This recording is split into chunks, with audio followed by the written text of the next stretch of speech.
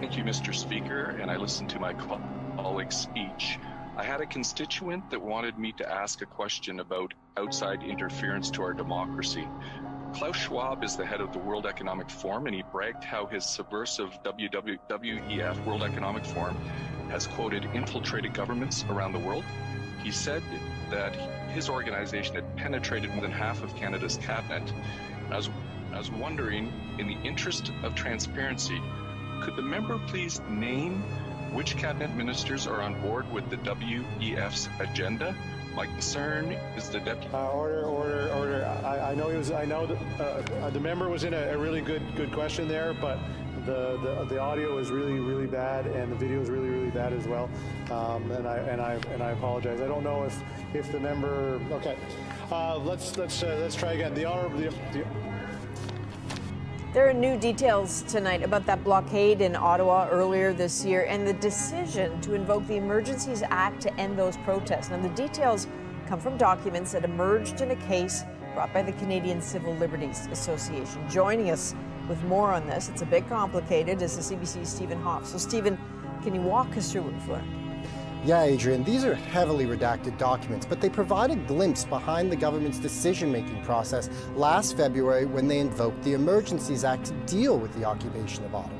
There are notes from the meetings of the Instant Response Group in February. This group included dozens of ministers, public officials, and law enforcement representatives who were being briefed on what was happening at blockades across the country.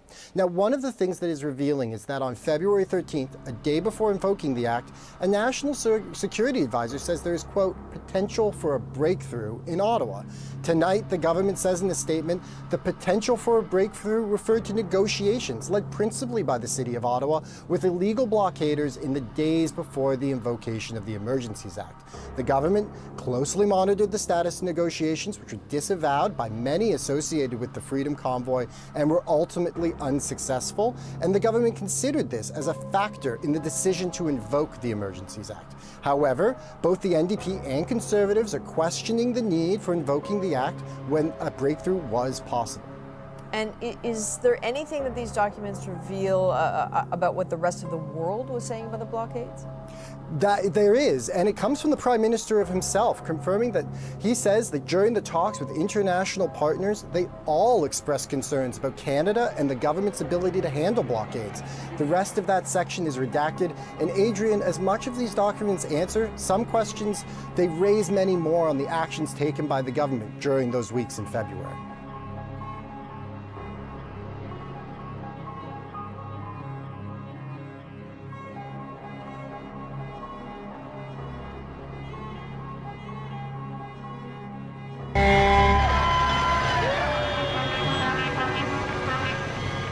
Hundreds of truckers are en route to Ottawa to protest the government's vaccine mandate for truck drivers.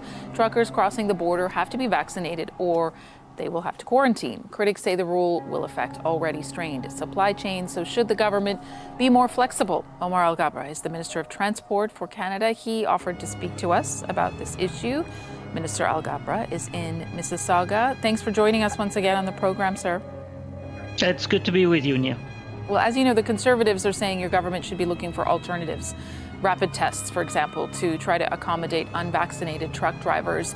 Is that a reasonable alternative, something you might consider? Neil, from the beginning, we committed to Canadians to do everything we can to protect their health and safety, but also to protect our economy. And we have all recognized that COVID-19 has had the most impact, or the biggest impact, on our supply chain. Over the last year and a half, we've seen disruptions of our supply chain caused by COVID, either because of lockdowns, either because of labor absenteeism. And our plan all along is to defeat COVID and end the pandemic as quickly as possible so we can deal with many of those challenges. But would you consider alternatives? There are long-standing challenges to supply chains, but one of them is making sure that the workers in the sector are safe and are vaccinated. We have passed a mandate to federal workers last summer. We've also put a similar mandate to the transportation sector for air, rail, and marine. And last November, we announced that truck drivers who are crossing into the U.S. will need to be vaccinated. And I want to emphasize this. We've given truck drivers a long leeway because we understand the delicacy of their job, and they have stepped up. They have been there for Canadians, delivering the goods that Canadians want, but also they've gotten vaccinated. On average, the latest data that I got, 90% of truck drivers have been vaccinated. That's why we think now is the right time, if we really want to address the root cause of the supply chains issue, is to really make sure that everybody within the supply chain network is vaccinated. Are you able to tell us, Minister, how many cases have been detected in truckers crossing the border? Typically in the past we made an exemption for truck drivers from being tested. However, truck drivers are just like the... On a Winnipeg street, a convoy of trucks and other vehicles protest vaccine mandates. Because it affects jobs, it affects everyone's truckers, farmers, you name it. Other convoys are headed all the way to Ottawa to protest new rules requiring cross-border truckers to be vaccinated. The Canadian Trucking Alliance says the vast majority of Canadian truckers are vaccinated and says it disapproves of protests on public roadways. Some premiers are weighing in. Is it just going to essentially have a negative result in us not being able to access the goods and services that truckers bring to our community each and every day? Alberta Premier Jason Kenney tweeted photos of empty grocery store shelves, blaming the mandate and calling for the policy to end. The convoy hasn't deterred the Canadian government yet. They have instead doubled down, with the transport and labour ministers releasing a joint statement saying the vaccines are, quote, the most effective tool to reduce the risk of COVID-19.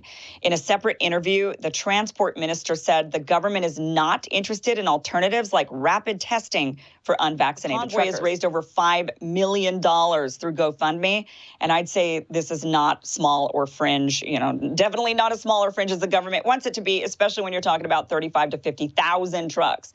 The Canadian Trucking Alliance denounced the convoy, issuing a statement saying, quote, the Canadian Trucking Alliance does not support and strongly disapproves of any protests on public roadways, highways, and bridges.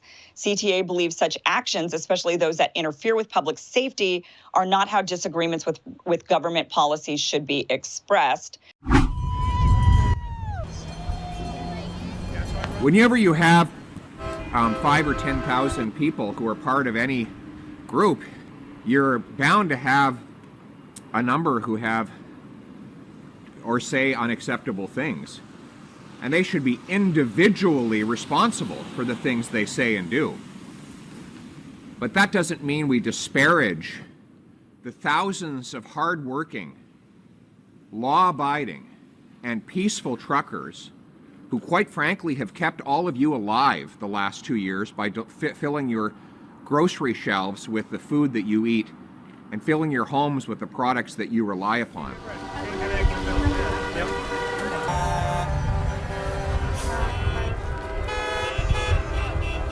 I think that it is possible to hold individually responsible anyone who says or does anything unacceptable, while showing support for the hardworking, law-abiding, peace-loving truckers who are fighting for their freedom and their livelihoods, and on whom we have depended for our very existence over the last 2 years. Creating the divide between two different types of people when we've always been together as one, and now it's just complete separation, and it's devastating. I believe we have to protect our rights as citizens. This isn't about a vaccine or no vaccine. It's about what we're able to do every day.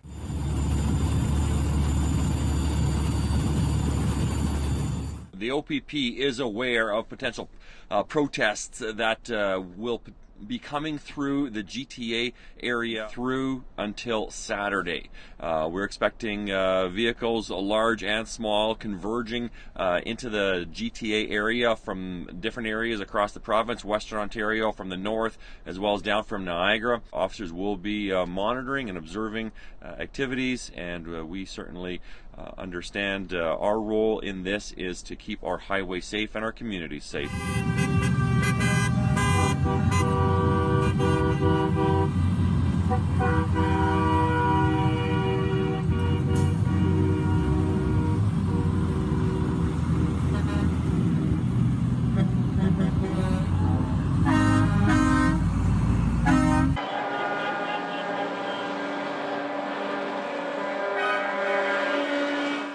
The cross-Canadian convoy in opposition to federal vaccine mandates made the nearly 500-kilometer journey Wednesday from Kenora to Thunder Bay, first making their way through Kekabeka Falls, where crowds cheered them on as they continued east on Highway 1117.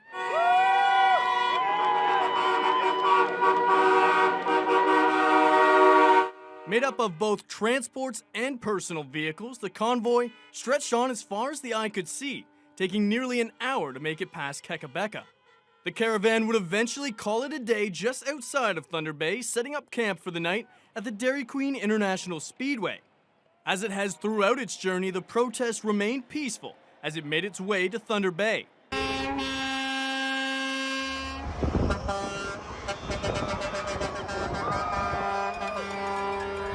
They came through London, Ontario, Fort Erie, Hamilton, Milton, Pickering, Vaughan, and beyond. It's time to stand up for ourselves. We're fighting for the country. Thousands descended on Vaughan Mills as the crowds of flag-waving supporters grew larger. I want my Canada back. I want freedom. This all began in BC, where truckers there were protesting the fact that they couldn't cross the border into the U.S. if they weren't vaccinated. Though as this convoy, as it's being called, has moved across the country, it's picked up steam and many other reasons for people to protest. Today we're hearing about freedom, but what that means varies from person to person. Freedom! Whether it's our elderly or whether it's our youth and the schools and all the rights that have been taken away from our youth and all these masks that are starting to affect their mental capability. They're not looking at people's livelihoods when people get fired from their job. We need our lives back. It's not about vaccine, it's about our lives. Does freedom come at all costs for you? Yes, it does. Even if people die? Who's dying? Okay, that's where it ends. Over the last 2 years, more than 32,000 Canadians have died due to COVID-19 complications. Though many braving the wind and cold with hockey sticks and flags in hand didn't want to talk about that today, or they simply don't believe it. My 10-year-old doesn't know what the truth is because of people like you. I believe everything that the convoy stands for, and it's time to get on with it. Thank you very much. What do you believe the convoy stands for? Well, did you read their memorandum of understanding? The truckers' manifesto in part states that the convoy plans to arrive in our nation's capital with plans to replace the government. Ron, you're going all the way to Ottawa? Yes, sir. Ron Bennett drove 2 hours from Midland, Ontario, to join the convoy in Vaughan. What do you hope to achieve in Ottawa? Whatever it has to be done, has to be done. Want our life back.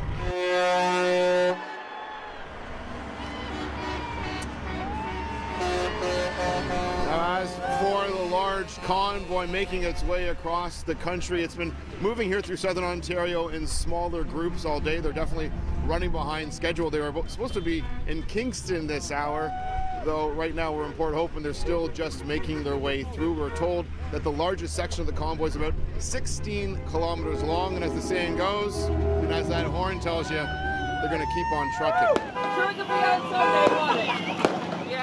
The convoy started the day off before dawn with fireworks in Enfield, Nova Scotia. Trucker Jody Newell says he decided to join to protest cross-border vaccine mandates targeting his industry. We don't believe that the government should be forcing us to do something we don't want to do that could affect our health. Samantha Monahan helped organize the East Coast leg of the protest. She says they're going to Ottawa with a message. To stop all mandates and to just bring everybody together again and open up Canada and make it free. By late morning, the convoy arrived in Moncton with hundreds more turning out in support. What is this about? I think it's about people coming together and wanting to live free. Being able to live free. And wanting to be able to make choices. Tell the truth. The Atlantic Provinces Trucking Association disapproves of the protest convoy. Their executive director, Jean-Marc Picard, is worried how it will affect an industry struggling with recruitment. For the last 2 years, we were seen as heroes in a great industry and essential, and so hopefully it won't leave too much of a negative impact mark, I should say. But these things can turn fast, and look at how it's escalated. And it's not even about trucking anymore. The convoy picked up more supporters just outside Fredericton. They'll continue to Rivière-du-Loup, Quebec, where they'll stop for the night. The Canadian Trucking Alliance has estimated that as many as 15% of truckers are not vaccinated against COVID-19. The convoy is expected to arrive in Ottawa on Saturday. The federal government's handling of rules around truckers and vaccination status is now causing some to blow the horn. Organizers and participants coming from across the West with a strong message. Drop the mandates across the board for every single man, woman, and child across Canada. We've dealt with this for 2 years. You said 2 weeks to flatten the curve. We're 2 years later. Earlier this month, Ottawa made vaccination mandatory for truck drivers crossing the border. The U.S. followed suit, which has launched the convoy.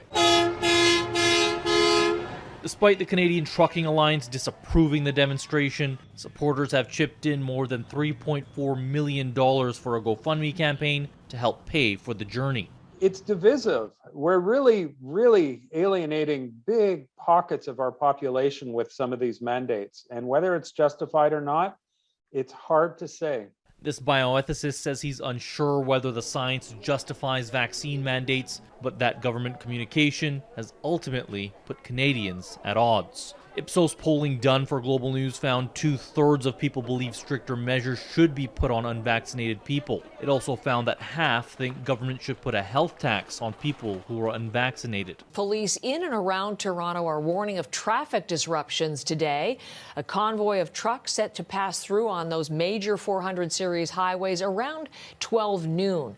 The truckers are driving from Windsor to Ottawa to meet up with a main convoy of anti-vaccine mandate protesters who are traveling all the way from British Columbia and picking up participants along the way. That main convoy, it will continue its journey across northern Ontario today as it too nears the nation's capital. The demonstration began as a protest against the federal government's vaccine mandate for truckers who enter Canada from the U.S. It's grown into a larger movement. The protesters are still calling for that mandate to be dropped, although the U.S. has also banned unvaccinated truckers from entering that country. Police are concerned, though, some of the demonstrators may have different, perhaps more extreme goals, and they are already preparing for this weekend's protest on Parliament Hill. Travis Danraj has more on that. On the road, on a mission, truckers pass through Thunder Bay with sights set on Ottawa, supporters greeting them along the way again. We believe that the mandates, the blanket mandates, go against our human rights. For the first time, the Prime Minister weighed in directly on the convoy, saying 90% of truckers are vaccinated. As for the protesters, it's important to underline that close to 90% of truckers in this country are vaccinated, like close to 90% of Canadians. Over the past many months and years now, Canadians have stepped up to protect each other, to protect our frontline workers, to protect our elders, to protect our young people, to protect people like truckers who are putting food on our grocery store shelves. Canadians have stepped up to do the right thing to protect the freedoms and the rights of Canadians to get back to the things we love to do. We know the way through this pandemic is by getting everyone vaccinated. And the overwhelming majority, close to 90% of Canadians, have done exactly that. The small fringe minority of people who are on their way to Ottawa or who are holding unacceptable views that they're expressing do not represent the views of Canadians who have been there for each other, who know that following the science and stepping up to protect each other is the best way to continue to ensure our freedoms, our rights, our values as a country. Justin Trudeau. What? You laugh at, but Justin Trudeau, I mean, I thought he was kind of a cool guy. And I started to read what he said. This is a couple of weeks ago. He was, or maybe this is September, but he was talking about people who are not vaccinated.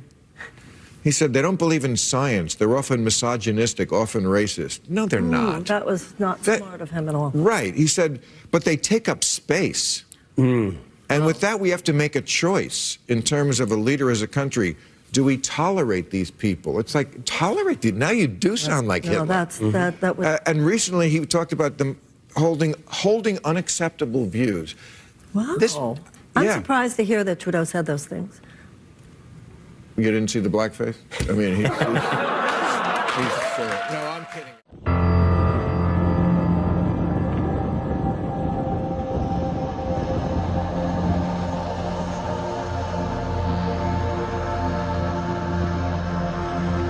That's mandate freedom right there. There's Rick's truck. We'll be interviewed with him just in front of his truck there.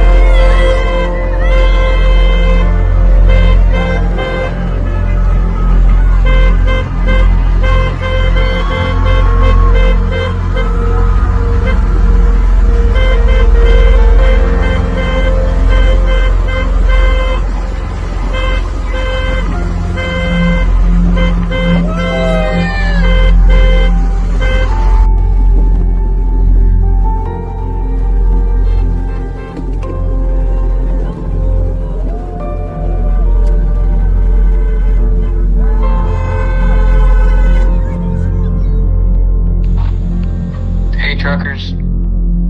I wear a hat and sing for a living. Canadian country singer Paul Brandt here. I've been listening with my wife and 2 kids, and we want to say thank you for all you're doing in defense of civil liberties and freedom.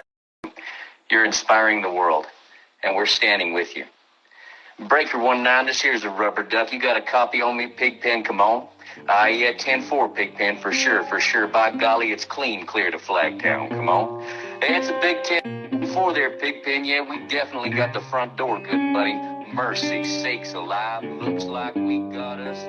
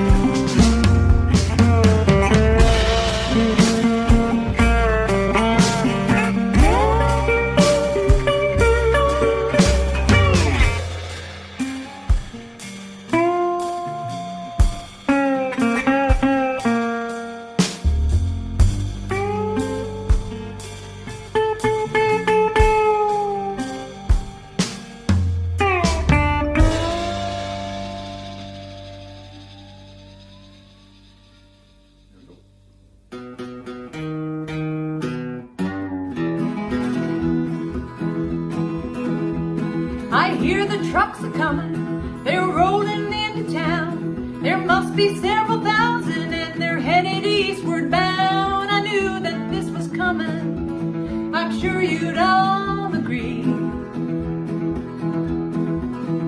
When them truckers keep a-rolling to set our country free. When the grocery stores are empty, the food is running dry, can we count on Trudeau or will he not comply? When them truckers keep a-rolling, rolling on down the line. And Mr. Justin Trudeau, he'll hang his head and cry. All right.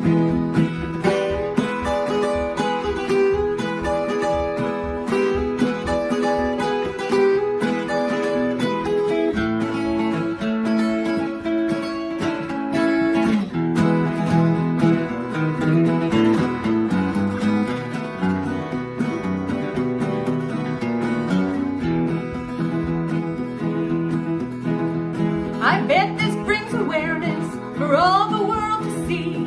Standing for our country, it takes unity. Them truckers keep a-rolling, rolling on down to Ottawa. It takes a lot of courage to stand up brave and tall. If they freed us from the mandates, they give our freedoms back. I'm sure that all the truckers will be rolling all the way back to work on Monday. That's where they want to be. So let the truckers convoy set our country free.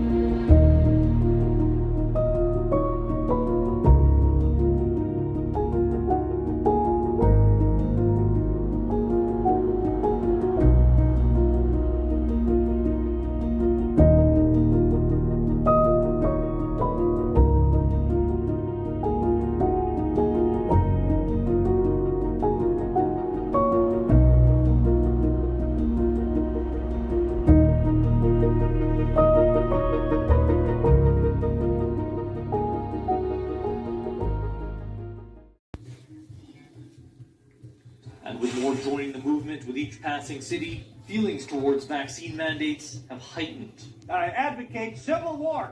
If people don't want to stand up, we've got guns, we'll stand up and we'll bring them out. While this sentiment... Canada has just imposed a vaccine mandate for truckers. This in addition to so many other lunatic corona restrictions.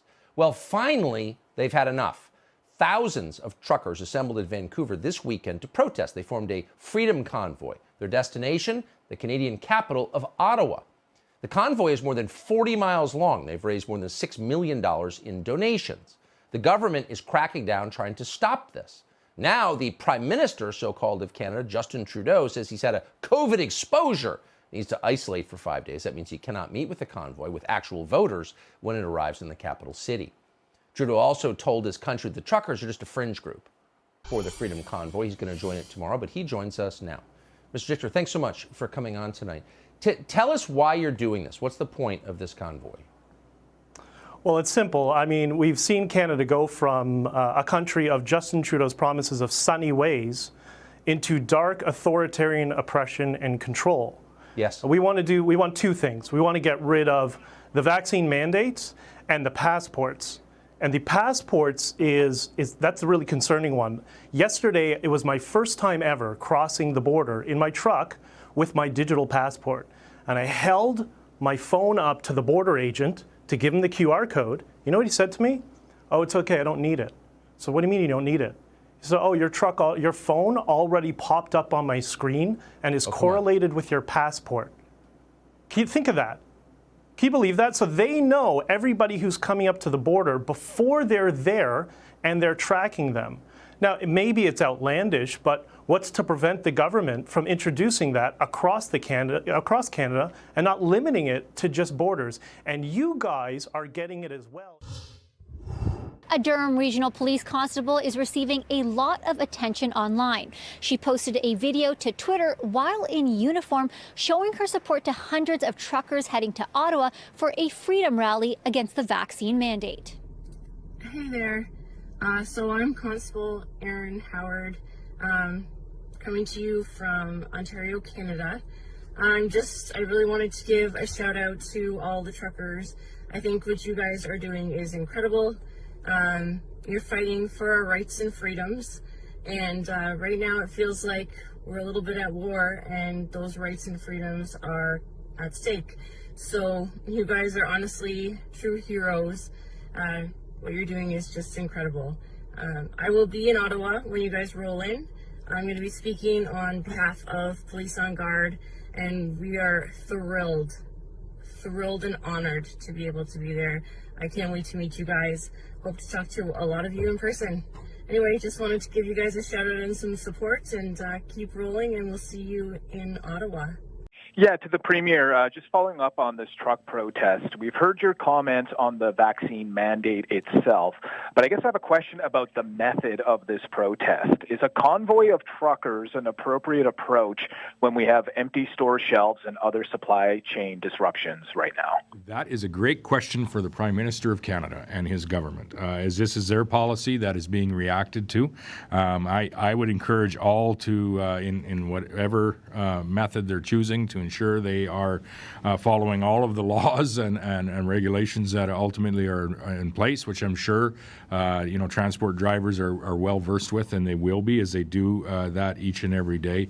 But that is a great question for our federal government. Is this policy actually going to in any way produce any tangible results, or is it just going to essentially have a negative result in us not being able to access the goods and services that truckers bring to our community each and every day, understanding that the vast majority of these individuals are already vaccinated, and understanding that they have been operating throughout this pandemic, even at the most trying times, when we saw some incredibly large case numbers in the early days of COVID south of the border. It was our truckers that crossed that border day in, day out, and brought us back our vegetables, our goods and services that we needed in a very trying time in this pandemic. It was our truckers that were the courageous ones that went prior to vaccines, prior to any of the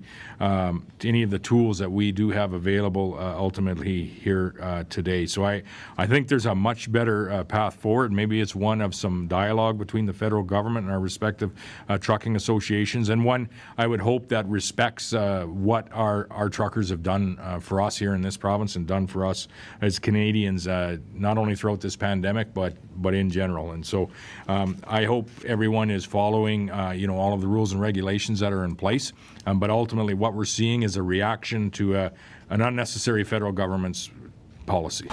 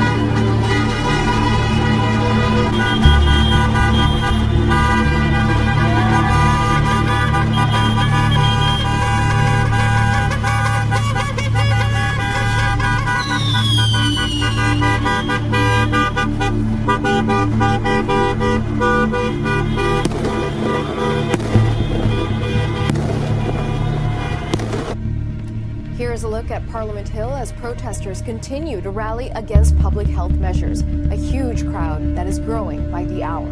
Ottawa police warning residents to avoid all travel to the downtown core.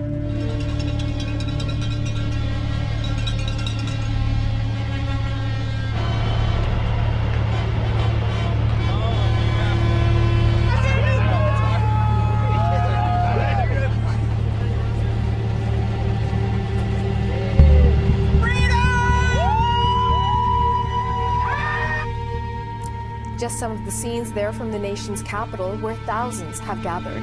The protest began as a means to oppose the vaccine mandate for cross-border truckers. And as you heard, many are celebrating and calling for freedom. Now, more people are expected to arrive throughout the day, and some have said they will not leave until their demands are met. One of our camera crews has already been out this morning. People have come from across the country, BC to Nova Scotia. People we've spoken to, some involved, citing a variety of different grievances, ending vaccine mandates for truckers. Some want all public health restrictions in place to fight COVID-19 to come to an end. Others want Trudeau to resign. Some want the opposition leader, Erin O'Toole, to resign. Some want to overthrow the entire capitalist system. But the focus does still seem to be on the vaccine mandate. What brings me here? Tired of the mandates. Sure, we're sick of the mandate, man. No passport. I want to be free in my country. In all honesty, I'm kind of done with the government mandates for the whole border pass and everything. I do long haul over the country, so it makes my life very difficult at this point in time, right? So definitely some frustration, but so far that hasn't led to any violence. Ottawa police say there was no arrests overnight. Protest organizers, including the 6 convoy captains, have urged protesters to be respectful and maintain order. There have been concerns about the potential for violence from what officials say is a small number of people. We know the Canadian Security Intelligence Service is involved monitoring any security threats. Now, we also know that there's been a GoFundMe that has been organized, about $7.7 million as of this morning. Organizers say the money is to help with fuel, food, and accommodations. 8 of the top 15 donations are anonymous, including the largest of $25,000 made yesterday. GoFundMe had put a hold on the funds until a clear plan for the money was presented. The company confirms $1 million has been withdrawn, and GoFundMe will be working with organizers to release the rest of the funds. We're also hearing from federal health officials regarding the protest. The federal health minister was asked about it during a briefing yesterday. He used the convoy as an analogy, stressing that vaccinations are the best way to protect against COVID-19. Now, one thing that we just heard from our political correspondent, chief correspondent, David Aiken, was people parking on the cenotaph at the National War Memorial. He posted this picture on Twitter. Here's what he's talking about: a number of vehicles and an RV parked on the cenotaph there. We also know that a number of other protests are being planned across the country today. There's one planned for the Coots border crossing near Montana, as well as the legislature up in Edmonton and here in Calgary at Central Memorial Park. I don't think this rally is 100% about just vaccine mandates, but I think it's a much greater picture. I've been particularly frustrated with the leadership, with Trudeau and his cabinet, and the communication that's come forth from them about anti-vax movement. People that choose not to wish to get a vaccine, you know, they're Canadians. We're Canadians, and we appreciate our freedom. And to have nasty comments and stuff like that, I mean, that's not leadership to me. I love the truckers for starting it. I just think that people are behind them because they agree with their point. I mean, it took a group like the truckers to get this started, and people are backing them up because people are just sick and tired of mandates. We're business owners. We've had mandates that we couldn't open when we were supposed to open. It's affecting everything. I mean, the economy is going down the tubes. We're not a free country anymore. We want our freedom back. I think I'll stay here until Justin Trudeau is no longer our prime minister. It's the community. It's not just about the truckers. It's about everybody else that's now come together. What this started was political, and now everybody else is becoming a part of it. And I mean, the numbers are ridiculous. We can't say anything about the numbers for sure. Truckers are now just a percentage of the people that are now being represented.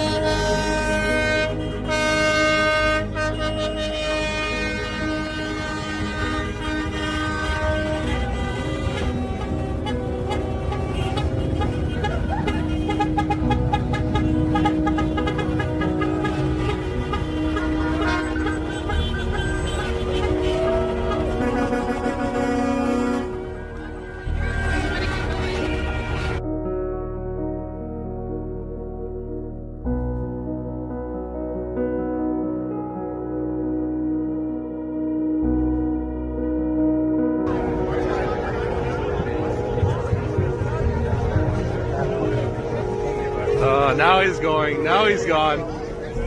We called him out. He knows.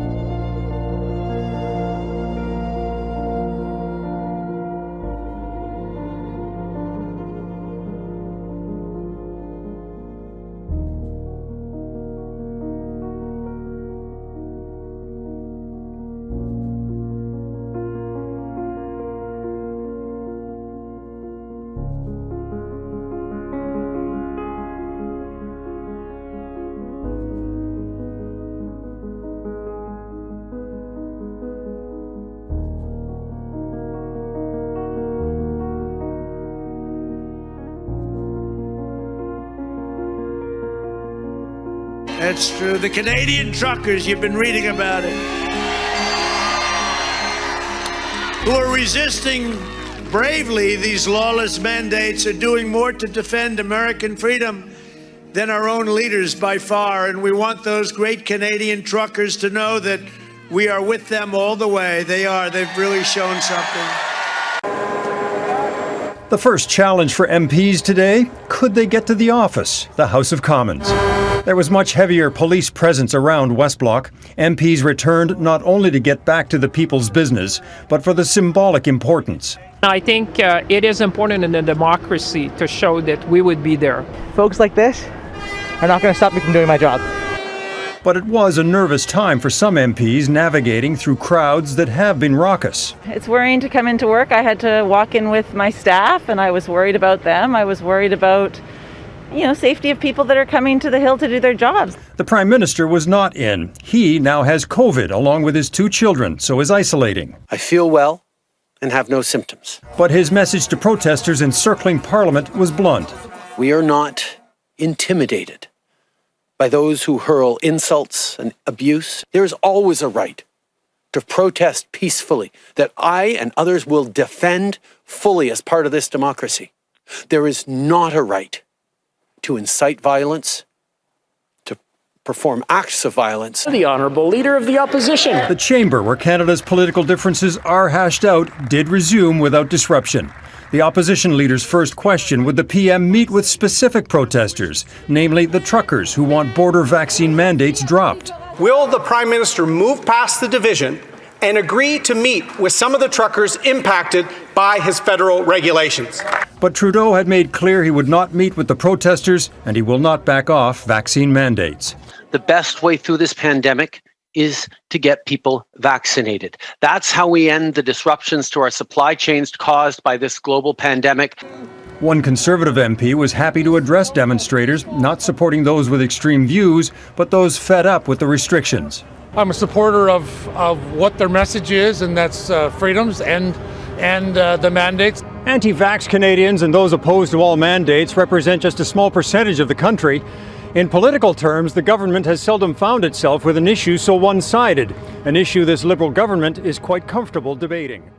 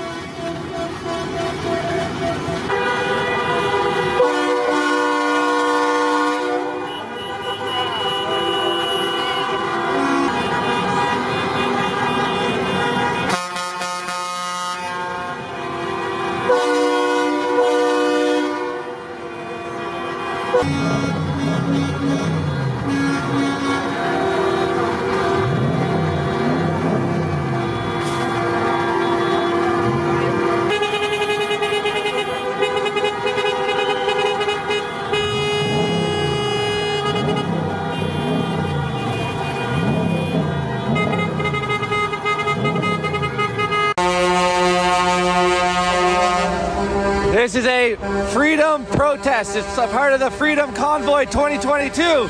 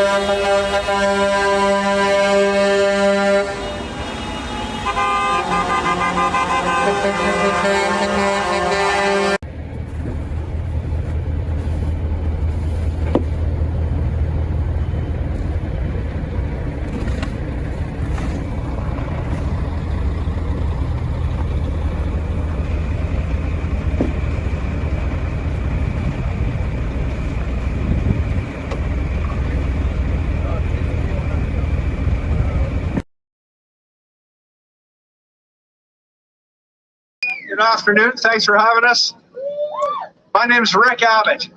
I'm a current serving member of a major police agency in the province of Alberta that will remain nameless here today. If you can't tell, my partner here, some of you may recognize her from a recent video. I'll let it go with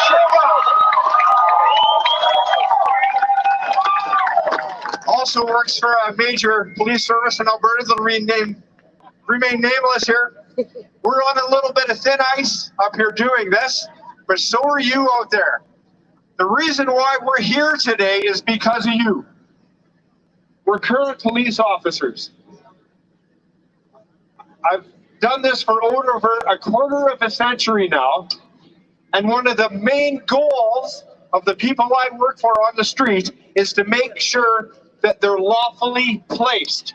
This is an important term that everybody here needs to understand. Lawful placement. I believe that the Canadian Charter of Rights and Freedoms still stands. To my knowledge, there has been no court in Canada that has passed a test that says that the Charter can be circumvented. So, with lawful placement, because you're such beautiful, peaceful, loving Canadians, you can be here.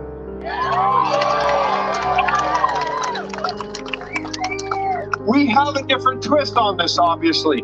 I need to keep my job because we need other police officers to see what beautiful people are down here today. So, my friends and colleagues who are on the other side of these trucks are also lawfully placed. Because you are peaceful, because you're here lawfully placed, they have nothing to do but walk around and smile and shake hands. So thank you.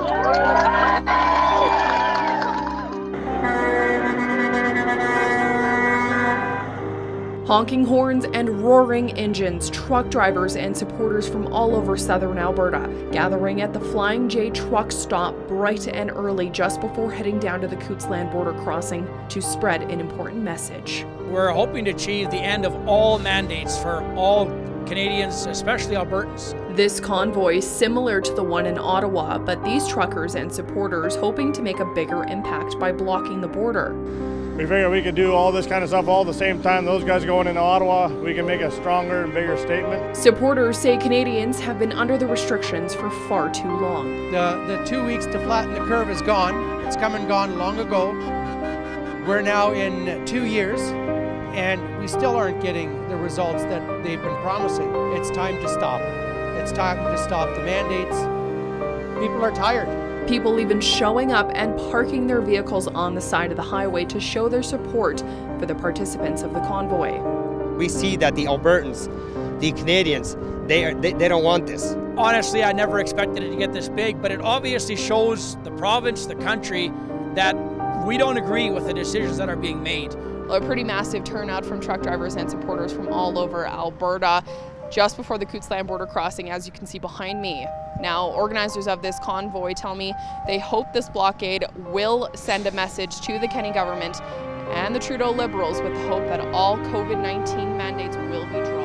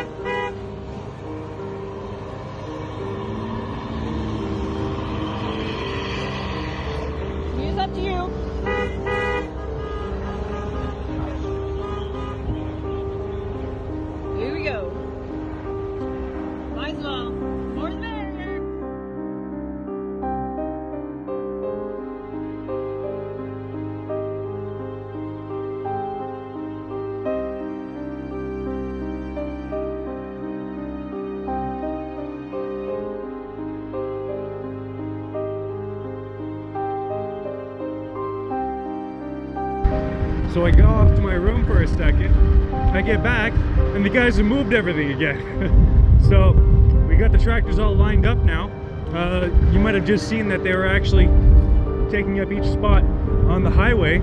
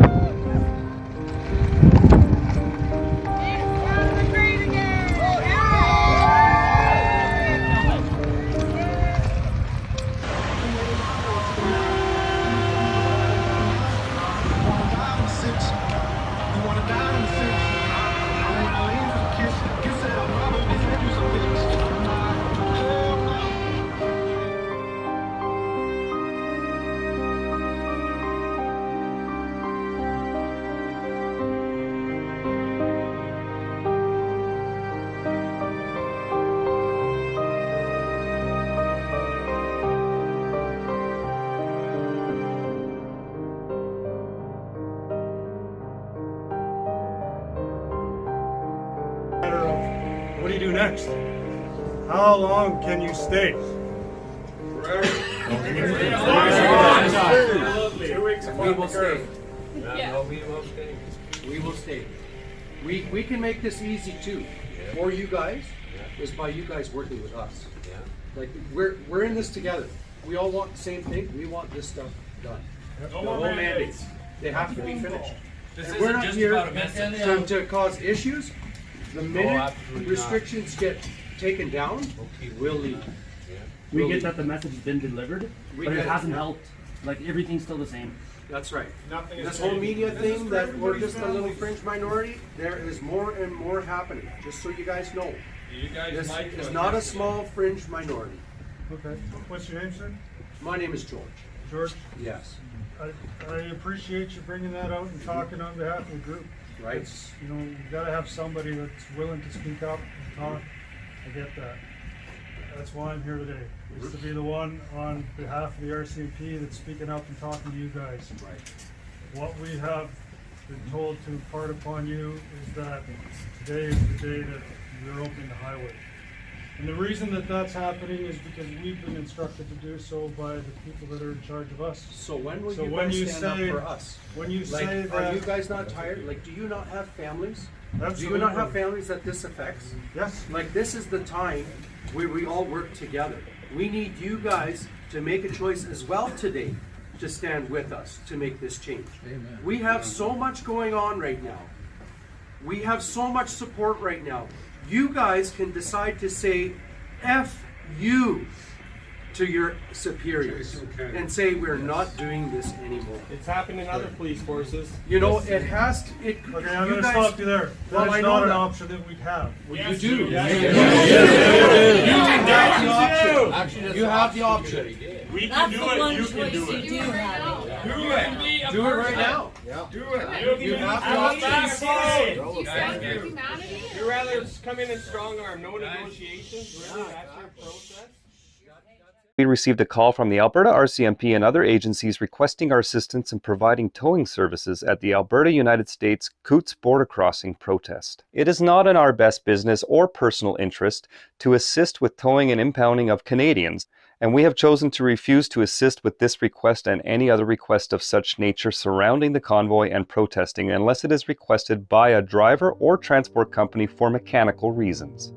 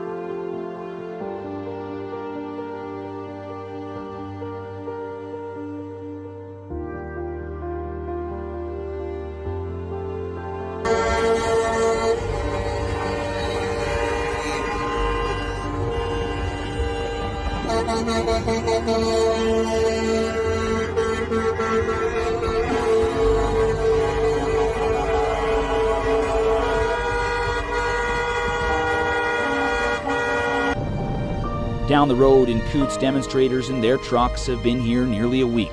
Most people support the protest here, despite the impact it has on their lives. It's not just hard on my residents, it's hard on the small farmer and people who have to ship across this border.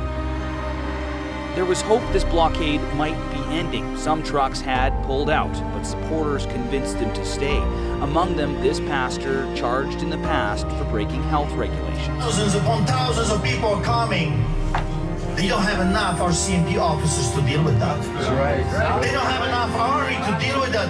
Remember, you have the power now. In this part of Alberta, God and personal freedom trump even cattle and oil. So instead of driving off, many demonstrators are digging in at a second protest north of town. This movement is snowballing. You've seen the effects. This organizer is also a councillor in nearby Fort Macleod. This kind of action gets votes around here. I say that our rights do not have a price tag. It's as simple as that. It's that commitment to their cause that's stumped the RCMP. How do you stop protesters that believe they're backed by God? Of course, the real worry is you can't. Also developing tonight, protesters against Canada's vaccine mandate forcing the Ambassador Bridge to close. That group disrupted travel going into Canada, creating a huge backup on our local freeways, especially on I-75. The protests all started about 10 days ago in Ottawa, with truckers calling themselves the Freedom Convoy. The group opposes a recent mandate requiring drivers entering Canada to be fully vaccinated or face testing and quarantine requirements. Tim Pamplin near the Ambassador Bridge tonight with the latest. Tim.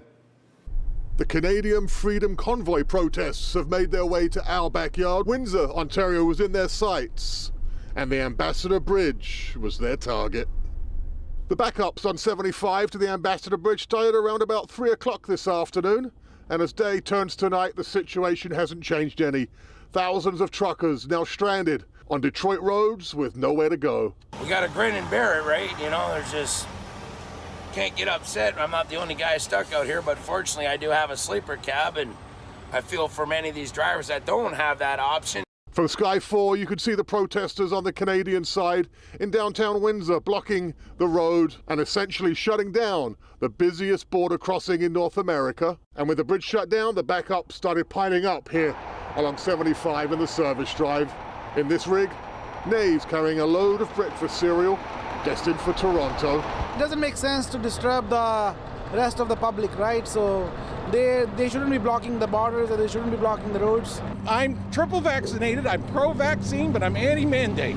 It's time that the mandates were over. It's time that people could travel freely across the border, both sides. Talking of traveling freely along 4th Street, this driver coming the wrong way down the road, trying to get around all the backed up trucks.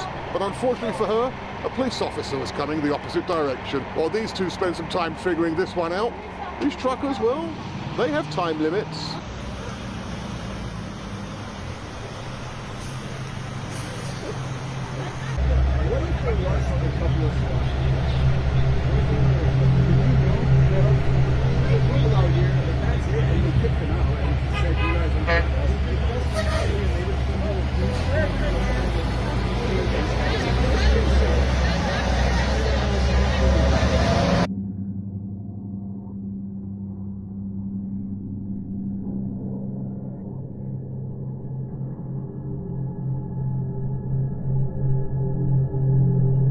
There we are. Canadian officials say this is due to demonstrators slowing down travel on the highway. Some would say this is a natural extension of the ripple effects of the protests against COVID restrictions that we've seen in Canada for the last week, moving into their second week here. And remember, those protests started with Canadian truckers at the Capitol in Ottawa. But as the week went on last week, those protests went all over the country and now spilling. We understand that the backups are now moving even onto I-75 on the U.S. side. So we will keep an eye on that and update you as further developments warrant. Here since Monday, but the reality is the most important part of this is that trucks are not able to get into Canada from the United States. You're right, this is the big one. This is the big bridge. About 27% of all economic activity between the two countries from a trade perspective crosses this bridge, and so it is very significant. And since Monday, no traffic coming into Canada. The bridge has, the trucks that would normally come across here have had to divert to another bridge at Sarnia, Ontario, about 2 hours from here. It's much smaller. It doesn't have the capability to handle as much of this traffic. But really, without this bridge, without this key crossing point, Canadian businesses, whether you're making cars, whether you're stocking grocery shelves, whether you're bringing in medical supplies, most of this stuff comes across this bridge, and these protesters, and they're relatively few in number, 40 or 50 trucks and 100 or so protesters, they've been able to shut it all down. Yeah, what it is doing to the shipment of goods, I mean, the last couple of years, it has already been bad enough. This is just adding insult to injury. I don't know if my fridge is in one of those trucks, because, I've been waiting a year for that. We're about to come up on Range Road, and it's still backed up, which is almost where I was. Never in my life have I seen this.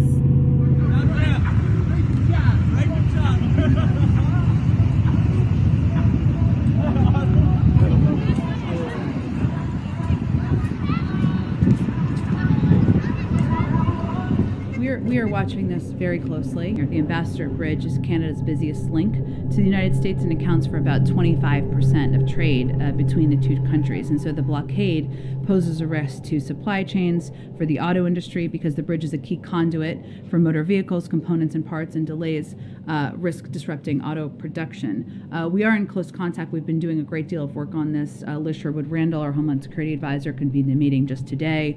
We're in very close contact and coordination with the Custom and Border Protection Team and Canadian counterparts, Michigan Governor Whitmer, and industry stakeholders. We are also monitoring very closely and engaged with auto companies on what the impacts could be of auto parts, which is what would come from Canada, and the impact on the United States. We're also tracking potential disruptions to U.S. agricultural exports from Michigan into Canada. We have truckers that are stuck at the Coots border crossing in Alberta. We have truckers that are stuck at the Ambassador Bridge crossing in Windsor. We've got protests breaking out across the country. And here in Ottawa, there is, with the 12th day of the occupation, all because of the convoy protests. And I've spoken with some of the residents in Ottawa and small businesses who tell me they're feeling terrified, they're intimidated, and they feel abandoned by the government. People who feel abandoned want to know, what has the Prime Minister done to help out people in this crisis since it's begun?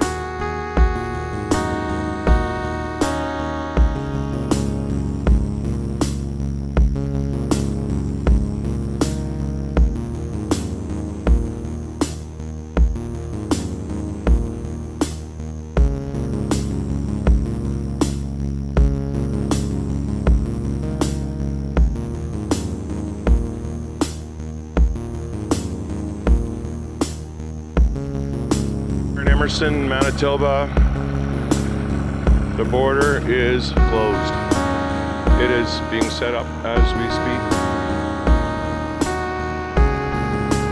North to southbound lanes.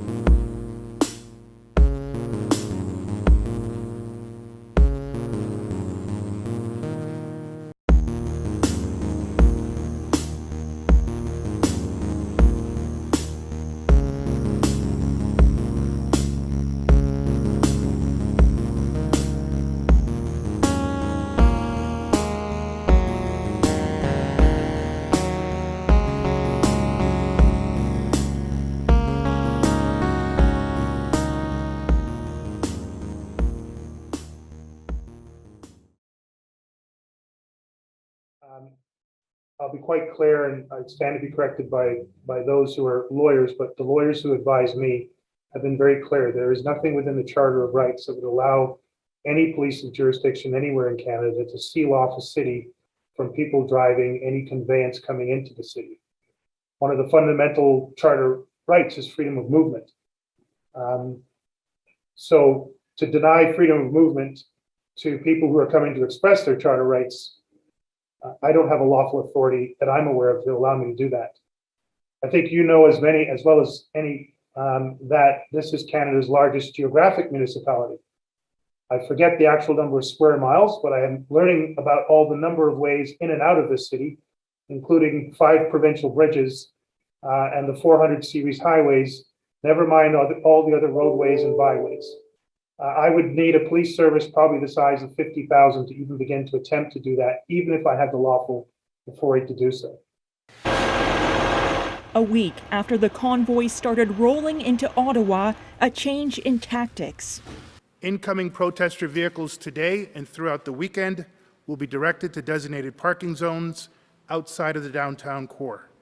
Deploying 150 more officers, putting up barricades to keep more trucks out, and a protective fence around the National War Memorial.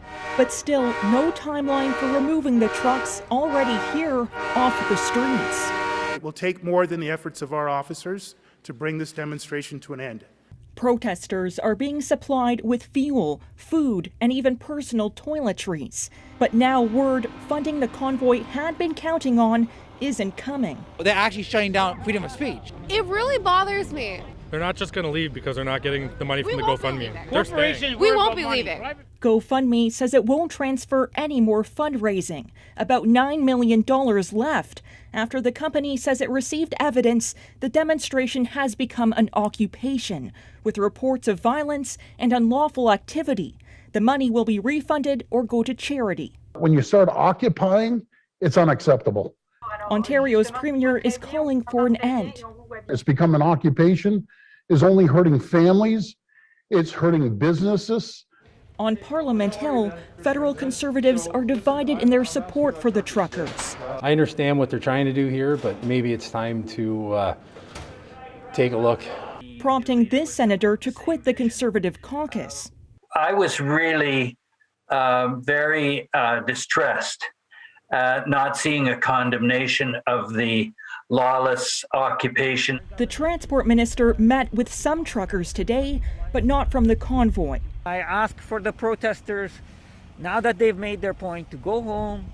But for now, the protesters are digging in, despite the frustration of those living nearby. I'll be the last man out if nothing changes, and Mr. Trudeau is standing his ground. So far, no one from the federal, provincial, or municipal government has spoken directly with us. Instead, they are using you, the media, to portray us as racists, misogynists, and even terrorists. As a woman with Métis heritage, a mother and a grandmother, I am offended.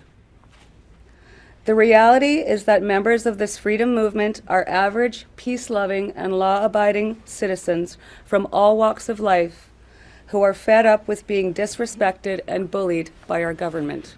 For the last 3 days, our accountants and lawyers have been working hard to deal with the legal details. This morning, our lawyers sent GoFundMe all the details that they have asked for. I am confident that GoFundMe now has all the information needed to immediately lift the suspension they put on our campaign. I am hoping to hear from GoFundMe soon so that we can get the money to the truckers and keep our protest for freedom moving forward. Okay, we have some breaking news to bring you now as GoFundMe says the Freedom Convoy protest is in violation of its terms of service and no more of the $10 million raised will go to the organizers. The statement reads, "We now have evidence from law enforcement that the previously peaceful demonstration has become an occupation with police reports of violence and other unlawful activity. Given how this situation has evolved, no further funds will be directly distributed to the Freedom Convoy organizers. We will work with organizers to send all remaining funds to credible and established charities verified by GoFundMe. Anyone who donated can request a refund." Where it has been 1 week since the so-called Freedom Convoy rolling in and there is still no end in sight to the anti-vaccine mandate protest. It's a frustrating experience for everyone, particularly people who live in the center town and lower town communities. And it's been very frustrating when the trucks, the protests, onto residential streets, blocking residential streets, forcing businesses to close. Protesters have gone down significantly, but we're expecting more coming in this weekend, and I believe there's also trucks coming to Toronto and perhaps Quebec City as well, and have put up with so much, including horns blaring all day, and the behavior of some of the people that came to Ottawa for this rally and this protest is really reprehensible. Stealing from meals from a soup kitchen in Lower Town. This kind of behavior is absolutely repugnant, and it does the cause great harm. They've lost a lot of credibility, these organizers. Yesterday, I was in contact with the GoFundMe people, urging them to hold and continue to freeze funds until these people leave our city, because it seems to be the only way to get them out is to almost entice them with that $10 million. I have complete confidence in the chief and the police officers who were put in a very untenable situation. They have been enforcing laws. We have ticketed and towed individual vehicles. Our Rideau Centre, which is one of our largest shopping centres, has been shut down for almost a week now. The people of our city, the government of Canada is not being hurt by this protest. It's the citizens of the city of Ottawa who are. I wanted to show that it's not just the characterization by the media of who's in this movement, that it's not just far-right extremists, or it's not just one group, that it represents the concerns and interests of a really diverse group of Canadians. I am not Caucasian. I am Inuk, 100% Inuk. Freedom. Yes. What is Justin Trudeau doing? This is not right. We stand up for our people in Nunavut and all over Canada and the whole entire world and our children. I wanted to come down here and experience this for myself. I've heard about it from friends who were here yesterday, and I wanted to come down here and be with everyone and just, experience what we're all feeling right now, this sense of togetherness and pride and joy. I also wanted to come down here just to show my support to the truckers and to thank them for taking a stand for what we all want, for what we all believe in, for what we were all too afraid to stand up and fight for.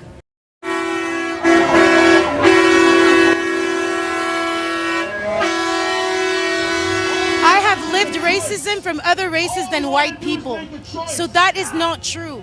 I'm not a misogynist, I'm not a racist. I have no problem with white people, I have no problem with other races, whatever. It is a vocabulary that has been spread in many countries. They use the same vocabulary in France, the same vocabulary in the United States. This is a concerted effort to use the same vocabulary globally so that people get brainwashed, divide themselves, and insult their friend, their neighbor. It's organized for that, and people have to see beyond the trap. It's really important. We're a very compliant society. We're also very polite, and so we will agree. But the problem is now it is the time to fight, and it is the time to get a little harder on things. So what brought me here is that I do not recognize my country. Things have changed enormously. In the last 6 years, Trudeau has changed the face of this country. So that's what brought me here, because I'm not as free as when I was young. I mean, every time I click on a story, it's negative. So I just feel like it's very disappointing that we can't trust our mainstream media. We can't trust our journalists to at least report the truth.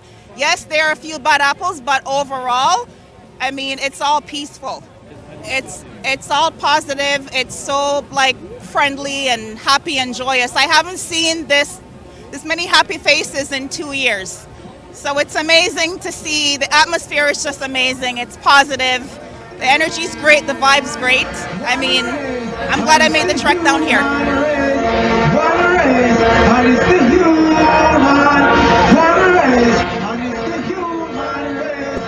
You know what was the vibe over there in Ottawa today? It's like freedom over fear, love over hate, freedom over fear, love over hate, unity, freedom, unity, freedom. This is the vibe was there, man. And make your slogans and do it. Go all the way in. And I don't know if I'm gonna sleep tonight, if I'm sleeping. In my dreams, I'm gonna be in the Ottawa, right? So see you guys in the dream, all right? Good night.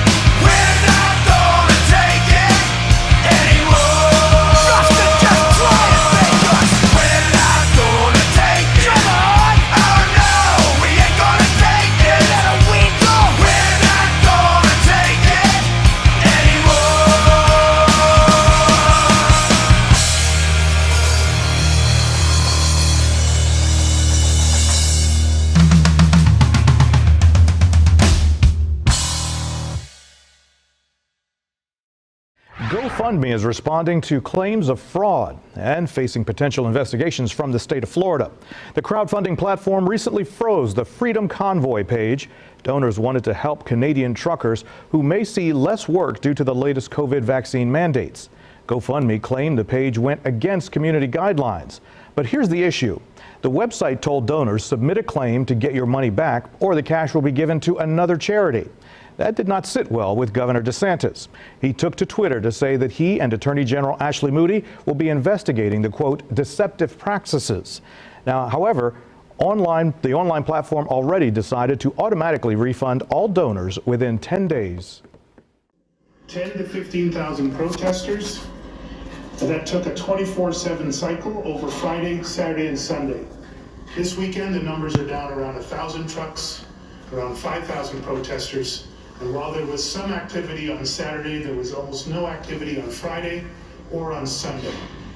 That is in direct reaction to our stepped up enforcement, our surge and contain, and our aggressive intelligence and investigation operations that have been taking place over the last 4 days and will continue until the end of this demonstration.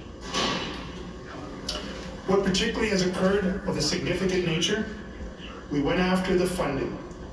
Our efforts combined with the city's efforts eliminated the GoFundMe. $10 million are no longer accessible to the demonstrators.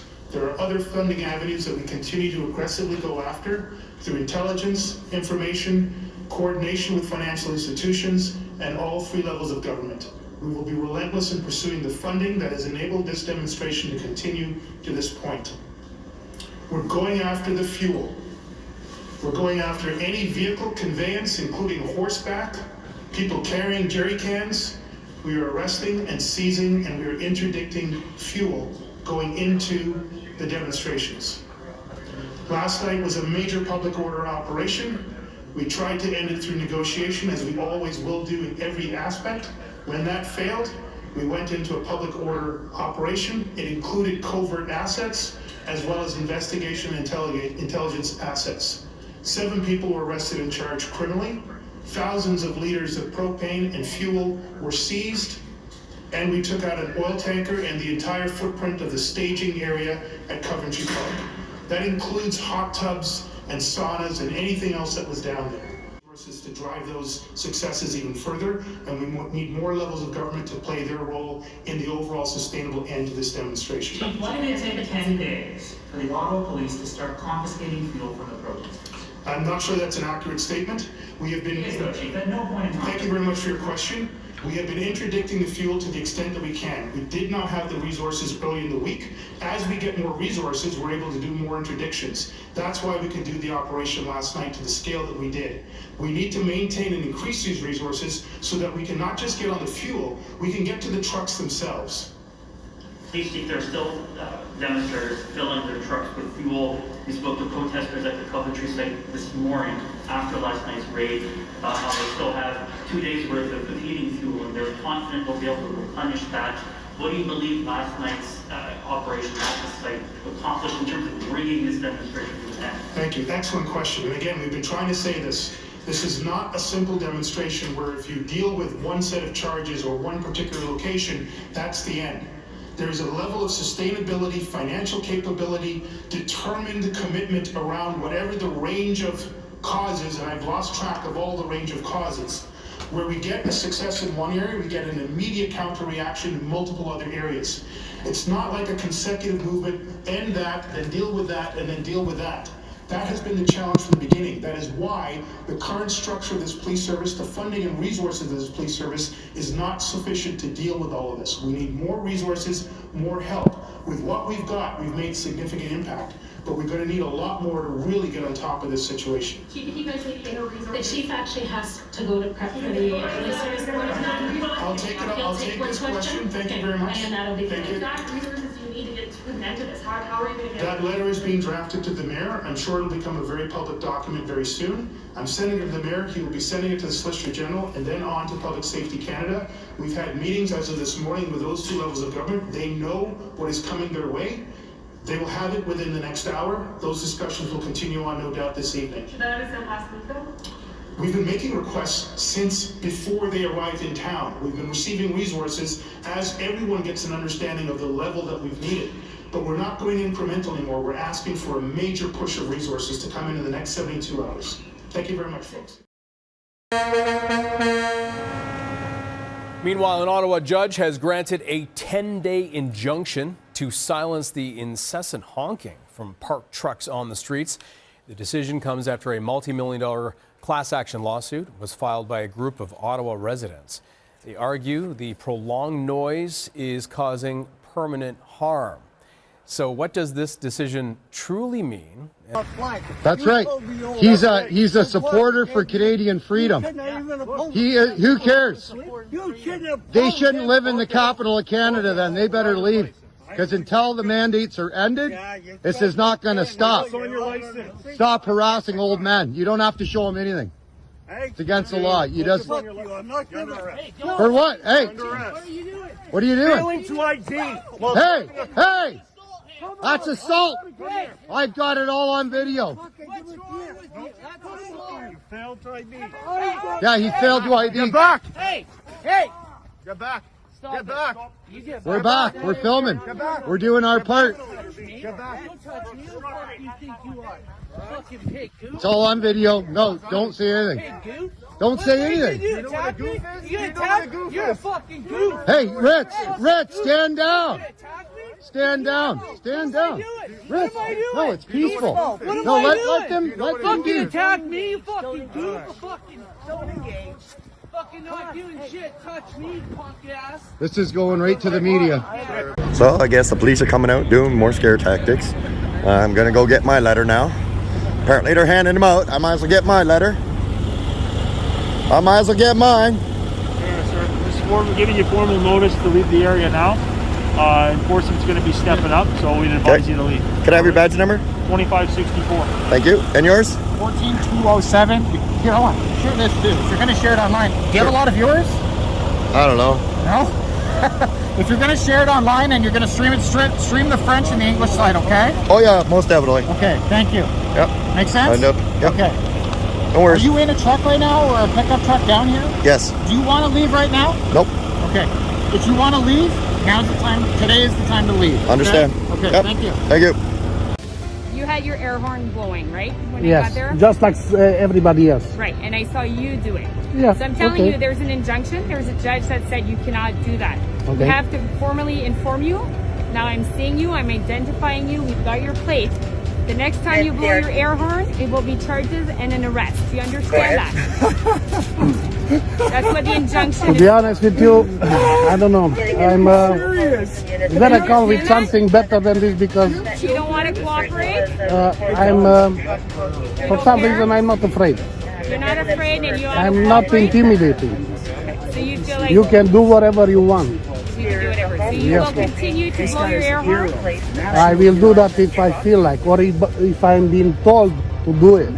Who's telling you to do that? That's my concern. That's your what? That's my problem. That's your problem. Yes. So you know Are about you the here for the injunction now. first time in this? So we're having a conversation. Yes, ma'am. You're filming me. Yes. So you understand about the injunction that it is illegal to blow your air horn? Yes? You're failing to identify yourself to me. No. Did you ask You for my were- driver license or I something? did. I asked you for your driver's license. You said no. No, I didn't say.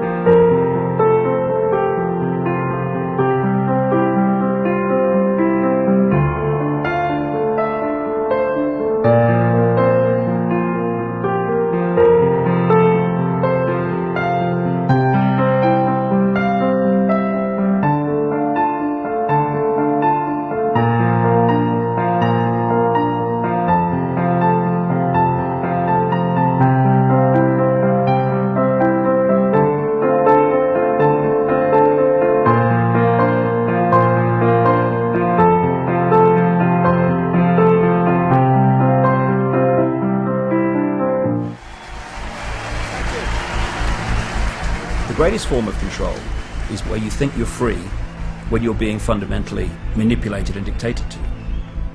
One form of dictatorship is being in a prison cell and you can see the bars and touch them. The other one is sitting in a prison cell but you can't see the bars, so you think you're free. What the human race is suffering from is mass hypnosis. We are being hypnotized by people like this. Newsreaders, politicians, teachers, lecturers.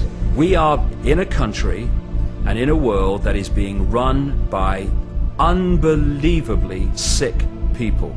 And the chasm between what we're told is going on and what is really going on is absolutely enormous. Canadian police have begun an operation to clear a barricade on the main border crossing to the United States. Protesters have been blocking the bridge for 2 weeks. It follows a court injunction making it a criminal offence to block the border crossing. You'd be forgiven for thinking that this is one big party, but for 2 weeks now these protesters have laid siege to this city. A state of emergency has now been declared in Ontario to give police more powers to shut down demonstrations, but most insist they're not going anywhere. We can be here as long as it takes.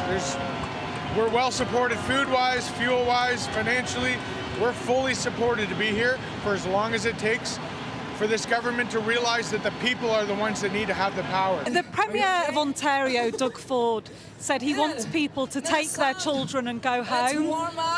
What do you say to that? This is history in Canada, and this is an important thing for them to see and them to know. These kind of choices shouldn't be mandated. Like, what is the point of having a family doctor if the government is going to decide what every person is going to have? It started as a protest against vaccine requirements for lorry drivers, but it's mushroomed to an anti-government movement which has paralysed not only this capital city, but vital trade routes between Canada and the US. It doesn't look like much, but a short drive from the main demonstration, this repurposed car park is its headquarters. So all of a sudden we get a call and some truckers are out of fuel and we need to get fuel to them, and so we just rally as many people as we can. Winton was a fire chief for 31 years, but he's now helping direct operations here. These are saunas. You know, you get cold, you get achy, you get chilled, and they can come here and they can just get a little bit of R&R. It's emotionally good, it's physically good. The main aim of this nerve centre, though, is refuelling protest lorries to keep their engines idling. Police raided the camp earlier this week, seizing jerry cans containing petrol. But deliveries continue. The Canadian Prime Minister, Justin Trudeau, is under pressure from the US to bring a swift end to this chaos. The longer the standoff continues, the less likely a peaceful resolution. Legal blockades that have been disrupting the lives of too many Canadians.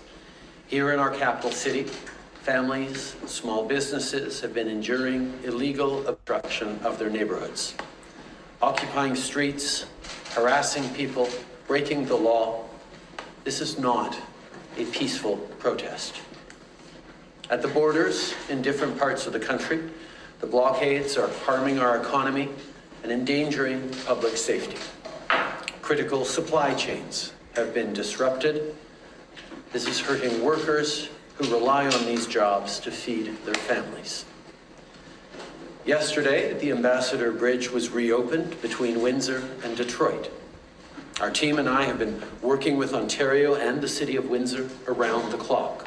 I want to thank the officers on the ground, including the RCMP, who played an active role. We now have a responsibility to make sure that the bridge stays open. With each illegal blockade, local law enforcement agencies have been acting to keep the peace within their jurisdiction. Despite their best efforts, it is now clear that there are serious challenges to law enforcement's ability to effectively enforce the law. On Friday, Ontario invoked a state of emergency to respond to the blockades. This was the responsible and necessary thing to do. Today, to continue building on these efforts, the federal government is ready to use more tools at its disposal to get the situation fully under control. After discussing with Cabinet and caucus, after consultation with premiers from all provinces and territories, after speaking with opposition leaders, the federal government has invoked the Emergencies Act to supplement provincial and territorial capacity to address the blockades and occupations. I want to be very clear. The scope of these measures will be time-limited, geographically targeted, as well as reasonable and proportionate to the threats they are meant to address. The Emergencies Act will be used to strengthen and support law enforcement agencies at all levels across the country. This is about keeping Canadians safe, protecting people's jobs, and restoring confidence in our institutions. Here's how the measures we're taking today will help get the situation under control. The police will be given more tools to restore order in places where public assemblies can constitute illegal and dangerous activities, such as blockades and occupations, as seen in Ottawa, the Ambassador Bridge, and elsewhere. These tools include strengthening their ability to impose fines or imprisonment. The government will designate, secure, and protect places and infrastructure that are critical to our economy and people's jobs, including border crossings and airports. We cannot and will not allow illegal and dangerous activities to continue. The Emergencies Act will also allow the government to make sure essential services are rendered, for example, in order to tow vehicles blocking roads. In addition, financial institutions will be authorized or directed to render essential services to help address the situation, including by regulating and prohibiting the use of property to fund or support illegal blockades. And finally, will enable the RCMP to enforce municipal bylaws and provincial offenses where required. This is what the Emergencies Act does. Let me be equally clear about what it does not do. We're not using the Emergencies Act to call in the military. We're not suspending fundamental rights or overriding the Charter of Rights and Freedoms. We are not limiting people's freedom of speech. We are not limiting freedom of peaceful assembly. We are not preventing people from exercising their right to protest legally. We are reinforcing the principles, values, and institutions that keep all Canadians free. Something that's been used ever, but it exists for a reason. Invoking the Emergencies Act is never the first thing a government should do, nor even the second. The Act is to be used sparingly and as a last resort. Right now, the situation requires additional tools not held by any other federal, provincial, or territorial law. Today, in these circumstances, it is now clear that responsible leadership requires us to do this. These measures must be and will be compliant with our Charter of Rights and Freedoms. Indeed, the Emergencies Act was created in the late 80s to flow from and uphold the Charter. We'll always defend the rights of Canadians to peaceful assembly and to freedom of expression, but these blockades are illegal, and if you're still participating, the time to go home is now. On a separate track from the Emergencies Act, I want to reassure people that the Canadian Border Services Agency is already turning back non-Canadians trying to enter Canada to participate in blockades. And of course, while we get the situation under control, we'll continue to have Canadians' backs. I want to remind affected businesses that if you're facing revenue losses, support is available through our wage and rent subsidy programs. We know that downtown Ottawa businesses in particular have been hard hit by these illegal activities. In the coming days, we'll be launching specific support for those businesses. I know that everyone is tired of this pandemic. We're hearing your frustration with COVID and even with the temporary measures we had to put forward to keep people safe. I know people are frustrated. I hear it. You have a right to express that frustration and even your anger with the government or government policies. It's something we'll always defend in this free and democratic country. But blockading streets and critical infrastructure and depriving your neighbors of their freedoms is a totally different thing. It has to stop. Monday, Cabinet invoked the Emergencies Act to restore public order. Information is now being shared by law enforcement with Canada's financial institutions. Financial service providers have already taken action based on that information. The emergency measures we put in place are being used. They are having an impact, and they will have a growing impact in the days to come. So let me repeat what I said on Monday. If your truck is being used in these protests, your corporate accounts will be frozen. The insurance on your vehicle will be suspended. The consequences are real, and they will bite. It is time for you to go home.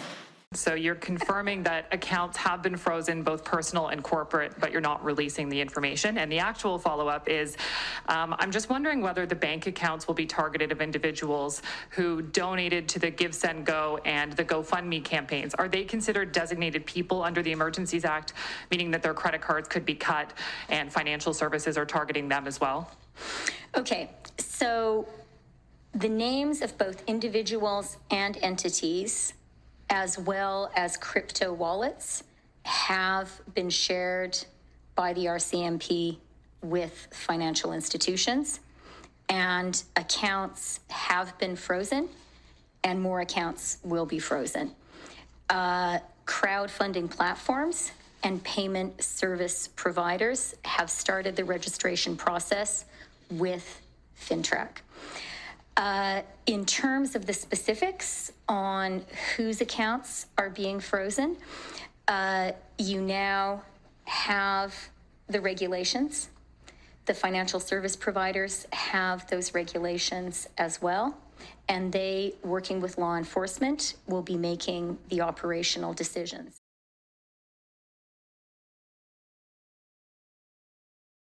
So I was in the crowd yesterday. I was unfortunately hit with some pepper spray. I just have a question. There's some video cameras that the police are using, and some news outlets are reporting that you're gathering intelligence with those cameras. Can you elaborate, like, if the protesters at this point, retreat and go home, are they going to be getting sort of repercussions down the road? Or are you going to be sort of actively pursuing the people that you've been sort of documenting and filming who are still out there protesting? What are your plans after this, after the protest is over? Thank you. It's a great question. And the simple answer is yes. If you are involved in this protest, we will actively look to identify you and follow up with financial sanctions and criminal charges. Absolutely. This investigation will go on for months to come. It has many, many different streams, both from a federal financial level, from a provincial licensing level, from a criminal code level, from a municipal breach of court order, breach of court injunction level. It will be a complicated and time-consuming investigation that will go on for a period of time. You have my commitment that that investigation will continue, and we will hold people accountable for taking our streets over.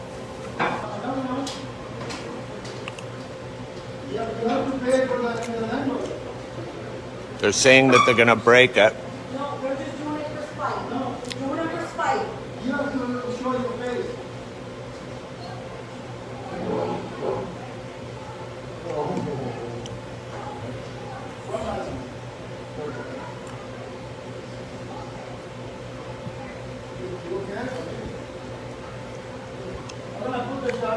Okay, share this out, you guys. Get it out everywhere. Now, get it out. They're saying they're going to break the window. They already walked around back, you guys, so. I know they can't get in because they're breaking in and then they'll have to pay the thing so they can. Here's your tax service. Here's your taxes at play, everyone. Welcome to absolute tyranny. No.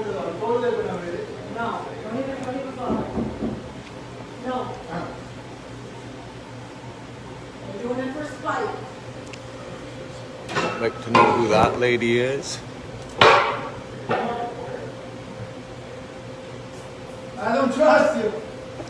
You just told me that you're gonna break that wall, so I don't have to fear. Come on. No, Deborah. Listen, I'm not gonna open the door. This is private property.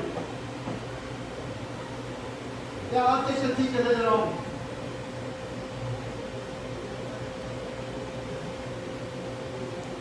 Tell him you can't hear because he's wearing a mask. Keep sharing this out, you guys. Keep sharing. Keep sharing. Get it out there. This guy's walking freely. It's okay. Break in. Take the license away. No, I don't bow down to the beast. No, but you have to show that I don't bow down. I don't bow down. Share this out. No, you show that we can't trust you. It's okay. It's okay. It's okay. That's okay. It's okay. It's okay. It's okay. Look. Because you know we got the people on our side. People are you're breaking the law. You're breaking the law, lady. Lady, you're breaking the law. Oh, so she has an attitude now because she has all the people standing back behind her. I don't trust you. I don't trust you. Sorry, no. You can go. I don't talk to you. Yeah, right here.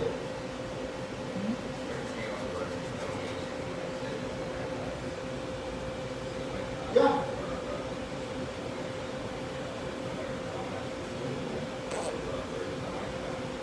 You can take it away. I don't care. You don't care. We're going to have to knock on it for anyway. All you guys did all this through Listen. Pretty soon I cannot have nothing because Trudeau and his mandate and Euro officer enforcing it, we have no more money. I know, the global system is behind. No. Listen. Sir, with all due respect, in the name of Jesus, I command you to go. In the name of Jesus, I command you to go. Now, I now open the door. Now open the door. I don't trust you. You're not bylaw officer. You're from other city. You have the jacket on top of you. Praise you, Jesus! Praise you, Heavenly Father! Praise you, Jesus! Praise you, Jesus! Praise you, Jesus! Praise you, Jesus! Listen. Praise you, Jesus! You understand that I don't trust you? Praise you, Lord. Praise you, and then you praise you, Heavenly Father, in the name of Jesus. Hey, the rights and the Constitution you're breaking. Search for what? Do you understand you're supposed to hold the law?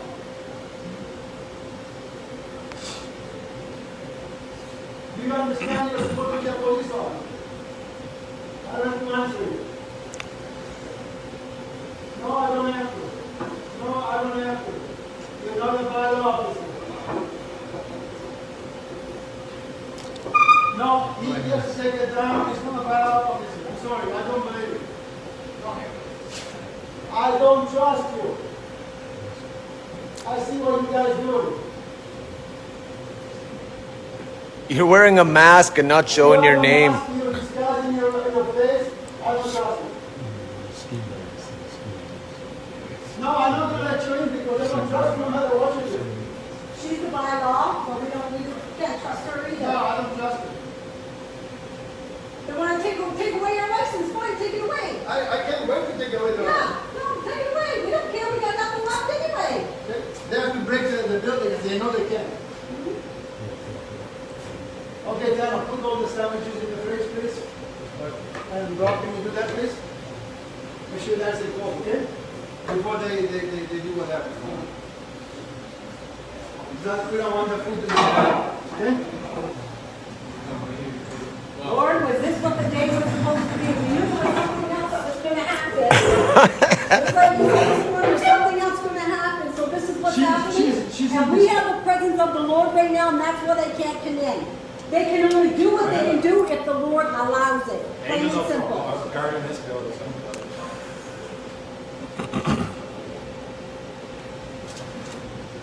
Jeez!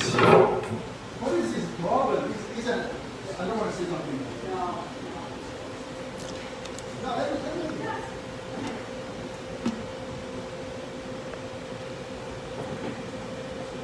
No, we can talk on Tuesday. No, listen, That's awesome. Get the guns. Okay, now listen to me. This is Canada. Oh, you understand that? Free country.